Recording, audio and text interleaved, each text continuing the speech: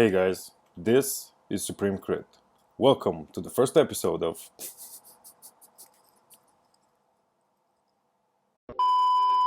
Can You Free to Play Call of Antia? Are you struggling with the game or stuck on a level? Today we'll talk about the basics of the game, some tips and tricks, and how to improvise, adapt, overcome, and have fun. Discussion timestamps can be found in the video description below. But before you skip ahead, just a quick reminder to ring that sub notification bell to be alerted to new episodes. Playing as a free user nowadays means that at some point you'll struggle with the game or even be stuck. At this point you have three options. You either buy, don't buy, or quit the game. But what happens if you really like the game and you want to continue playing it? So you're basically left off with two options. You can either pay for that little boost that saves you the time and sweat. You can buy the chest, the key, the item, the gems. So you'll be paying to progress. But do you really need it? Does it solve your problem? And of course, your other option would be to have patience and learn the game.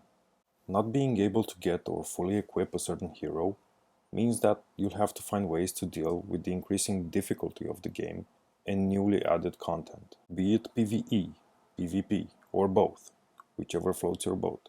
This is what we're trying to do here. Learn the game, use our imagination, make the most of what we have, and have fun. The first thing I would suggest when you start playing the game, be patient. Early game is quite easy, and you'll fly through the content, completing quests and reaping out rewards. Probably the most important tip in the beginning would be to save your gems and only use them for summoning times 10 heroes from the event pools, as featured heroes have increased drop chances. Make use of the guaranteed counter. Besides early game, daily summons don't really matter that much, since you only have low chances of getting 4-star heroes.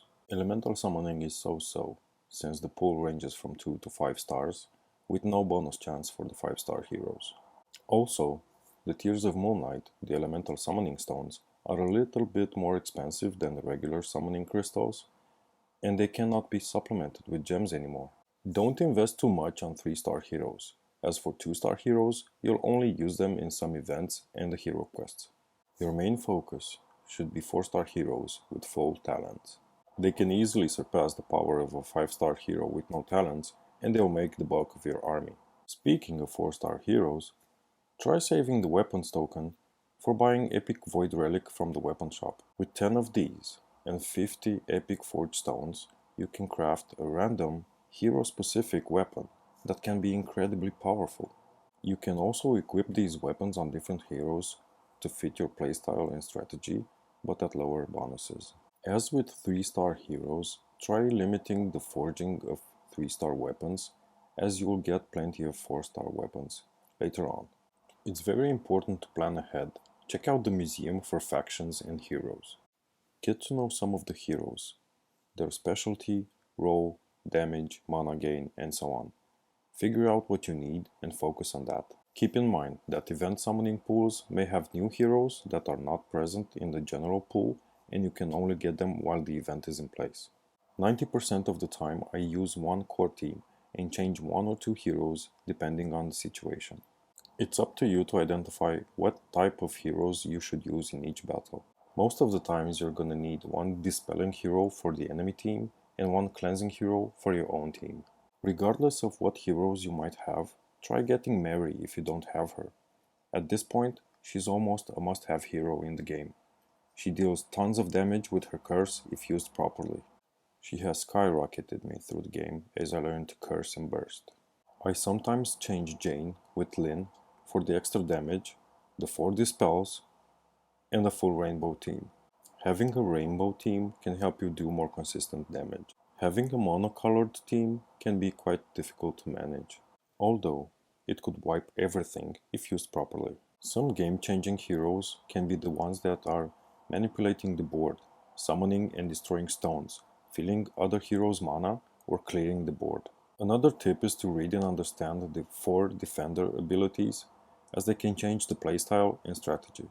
But more on heroes in a different episode. Push the campaign as hard as you can. It unlocks buildings, events, new equipment in the shop. It gives you a lot of rewards and unlocks the auto win feature for stages so that you can farm specific materials. Remember to make use of the daily free 60 energy. For buildings, try having stone and gold first. You'll need stone for further upgrades and gold for basically everything you do in the game. For dragons, I suggest you focus on one at first. You can also raise all of them at the same pace, but they'll eat a lot of time and resources. Dragons are useful, but keep in mind that you won't be able to use them everywhere. Fighting certain enemies or bosses can nullify your dragon's ability effect, such as paralysis or heal. When in doubt, use the dragon that fits your team best or that specific fight. The power of the dragon is almost irrelevant and misleading. As a free-to-play user, you'll have to do a lot of grinding, farming for everything you need, and buying from the shop only what you cannot get by farming. From time to time, there are some events in which you can get some rewards that you cannot get by farming. They're either too expensive in the shop or they consume too much time and energy for the grind. Speaking of the shop, and keeping in mind that you should only buy something that you cannot farm or something that helps you immediately, these would be my recommendations. For the daily shop, nothing really, except maybe the cheapest gold item that can help you on your daily missions. Don't spend gems in the daily shop, unless you buy dragon crystals. For the hero shop, you can buy the Tears of Ancestors, or if you have the patience, you can go for Mythos. In late game, you can buy Legendary Naya Crystal. This is a level 6 material that you can use to ascend 5-star heroes to level 190 and 200, unlocking a passive for them.